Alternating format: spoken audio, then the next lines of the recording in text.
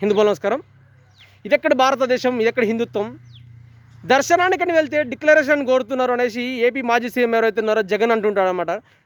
జగన్ ఒకటి గుర్తుపెట్టుకో, అత్యధిక మెజార్టీగా ఉన్నటువంటి హిందూ సమాజం ఒక క్రైస్తవుడైనటువంటి నిన్ను ముఖ్యమంత్రి స్థానంలో కూర్చోబెడితే నువ్వు హిందువులకు చేసింది ఏంది?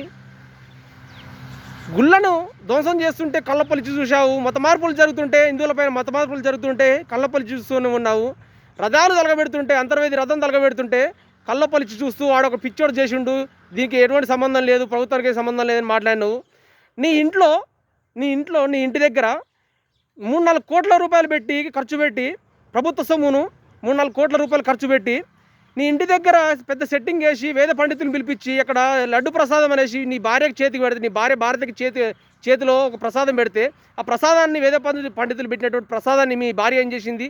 తీసుకెళ్ళి డస్ట్బిన్లో, అదే చెత్త కుప్పలో వేసింది. మా హిందూ మనోభావాలు మాకు మనోభావాలు ఉండవా? మా హిందువులకి ఎటువంటి మనోభావాలని ఉండవా? మాకు కొంతనైనా కానీ బాధ అనేది కలగదా? అప్పుడు నీకు ఎడిపోయింది ఇదెక్కడ భారతదేశం, ఇదెక్కడి హిందూ సమాజం అనేసి నీకు ఎందుకు వాళ్ళు గుర్తు రాలేదు. నీకు ఓట్ల నాడు నువ్వు డబ్బులు సంపాదించుకోవడానికి మాత్రం హిందూ సమాజం కావాలి, నీకు జేజేలు కొట్టించుకోవడానికి మాత్రం హిందూ సమాజం అవసరం వస్తుంది. కానీ ఈ హిందువుల పైన హిందూ సంస్కృతి సాంప్రదాయాల మీద దాడులు జరిగిన నాడు నీకు హిందూ సమాజం గుర్తురాదు. ఎందుకు అంటే అహంకారం, మదమెక్కి అహంకారంతో ఉన్నప్పుడు నీ ఎటువంటి గుర్తురావు. కాబట్టి నీకు హిందువుల మీద జరుగుతున్న దాడులు, హిందూ దేవాలయం మీద జరుగుతున్న దాడులకి ఏనాడు కూడా స్పందించలేదు నువ్వు.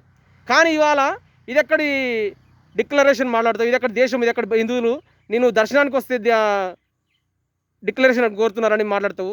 జగన్, నువ్వు గుర్తుపెట్టుకుని నీ పాపం మాటికి పండింది, నీ పాపం పండింది. మీ నాయన ఒకనాడు అన్నాడు, 7 కొండలు కావు 3 కొండలు, మిగిలినవి ఒక కొండ క్రైస్తవులకి, ఒక మిగిలిన కొండలు పర్యాటక కేంద్రం అని చెప్తే మీ నాన్నకే గది పట్టిందో తెలుసు. నువ్వు ఎంతో పెద్ద పాపం, అంతకంటే పెద్ద పాపం చేసినావు. మెట్ల మార్గం ధ్వంసం చేసినావు, అక్కడ ఉన్నటువంటి గుళ్ళని ధ్వంసం చేసినావు, ఆచారాలు మంట కలిపినావు, సంస్కృతిని మంట కలిపినావు, లడ్డు ప్రసాదాన్ని విలువ లేకుండా చేసినావు నువ్వు. నీకు ఇంతకంటే పెద్ద శిక్ష వేస్తాడు ఆ దేవుడు, గుర్తుపెట్టుకో. పవన్ కళ్యాణ్ అన్నట్టుగా మీ నాశనం మొదలైందనేసి. సరే, ఆ దేవుడు ఎట్లా చేస్తాడో మనకు తెలియదు, కానీ నీకైతే స్టార్ట్ అయిపోయింది, గుర్తుపెట్టుకో జగన్. హిందువులారా, ఇప్పటికైనా కానీ ఆలోచిస్తారనేసి నా చిన్న ప్రయత్నం. ఇటువంటి ఎదవలకి ఎవరైనా కానీ, అది ఎవడైనా కానీ, హిందువు అయినా కానీ వేరే వాడైనా కానీ హిందూ సమాజం గురించి ఆలోచించకపోతే వాడికి ఖచ్చితంగా ఓట్లేసి గెలిపించకండి. లేక ఒకవేళ గెలిపిస్తే ఇదే విధంగా ఉంటుంది. ఒక ఆయన హిందువులు బొందుగాని మాట్లాడుతాడు, ఈయన ఈ హిందూ ధర్మాన్ని వంటగలిపే ప్రయత్నం చేస్తుంటాడు.